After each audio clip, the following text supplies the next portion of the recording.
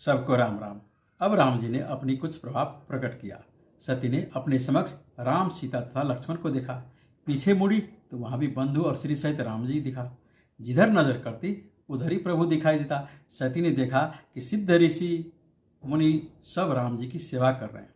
इतना ही नहीं, सती ने अनेक ब्रह्मा, विष्णु और महेश को राम जी की सेवा करते पाया। रामायण कहती है, देखे जहां तहां रघुपति जेते, शक्तिन सहित सकल सुर तेते। जीव चराचर जो संसारा, देखे सकल अनेक प्रकारा। अर्थात सती को सर्वत्र राम जी दिखने लगा।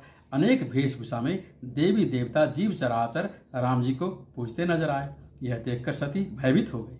हृदय कंप तन सुधि कछु नाही, नयन मोदि बैठी मगमाही। उनका हृदय कांप उठा, अपना सुध बुध खो बैठी। आंख बंद करके वहीं बैठ गई। कुछ समय पश्चात सती ने आंख खोली तो कुछ नहीं था सुनसान वन के सिवा।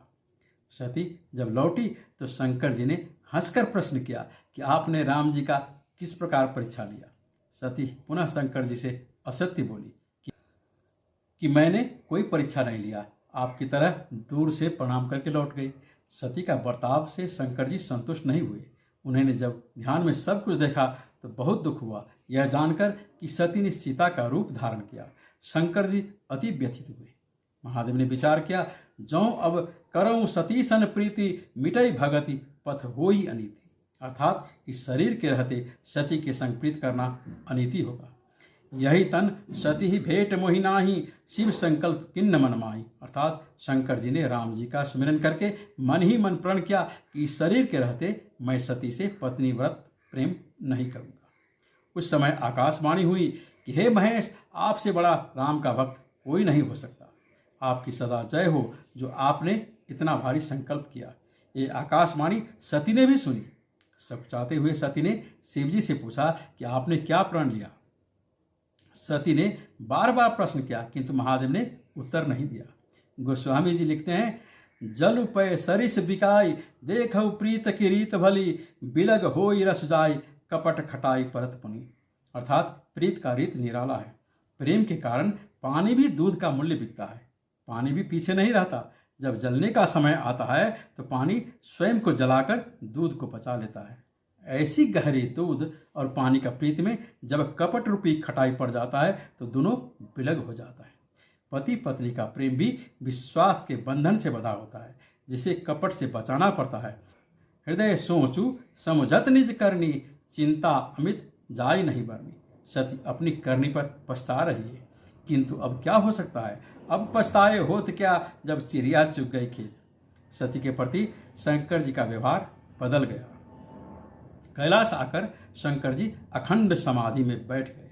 शंकर सहज स्वरूप समाहरा, लाग समाधि अखंड अपारा। अपनी भूल पर आत्मग्लानि करती सती प्रार्थना कर रही है कि शरीर से मेरी प्राण निकल जाए तो मैं विनय करौ कर जोरी, छूटौ बेग देह यह मोरी। गोस्वामी जी लिखते हैं, सती बसही कैलाश तब, अधिक सोच मन माही, मरमन को जान कछु, जुग सम दिवस सिराई। अर्थात ये मर्म कोई नहीं जानता था कि कैलाश पर सती अति दुखित थी। उनका एक एक दिन युग के समान बीत रहा था। भगवान से सती प्रार्थना करती कि इस देह से मेरी प्राण निकल जाए। इसी अवस्था में 87,000 वर्ष बीत गया। तब शंकर जी राम नाम सुमिरन करते हुए अपनी समाधि खोली। सती ने शंकर जी का चरण वंदना किया। शंकर जी ने सती को सन्मुख आसन देकर हरि कथा कहने लगे, ये सोचकर कि राम की कथा सुनकर सती की मति सुधर जाए, किंतु सती का ध्यान कथा में नहीं अन्यत्र चला गया। उसी समय की बात है जब सती के पिता दक्ष प्रजापति प्रजापतियों के नायक बन गए। रामायण की पंक्ति है, बड़ अधिकार दक्ष जब पावा, अति अभिमान हृदय तब आवा, नहीं को अस जन्मा जगमाही, प्रभुता पाई जाहि मदन आई। अर्थात ज्यादा अधिकार पाकर दक्ष में अभिमान आ गया। इस जगत में ऐसा कोई नहीं पैदा हुआ जिसको प्रभुता पाने के बाद मद नहीं हुआ। दक्ष ने बहुत बड़ा यज्ञ किया जिसमें सभी देवी देवता ऋषि मुनियों को निमंत्रण दिया। ब्रह्मा विष्णु महेश के अलावा सभी देवी देवता अपने अपने सुंदर विमान में बैठकर गान बजान सहित आकाश मार्ग से उस यज्ञ में भाग लेने जा रहे थे। सती ने शंकर जी से पूछा कि ये सब कहाँ जा रहे हैं। शंकर जी ने दक्ष के यज्ञ के बारे में बताया तब सती ने शिव जी से यज्ञ में भाग लेने की आज्ञा मांगी। शंकर जी ने सती को समझाया, जौ बिनु बोली जाहु भवानी, रही न शील स्नेह न कानी। अर्थात बिना बुलाए पिता के घर जाने से तुम्हारा शील स्नेह मान मर्यादा कुछ भी नहीं रह जाएगा।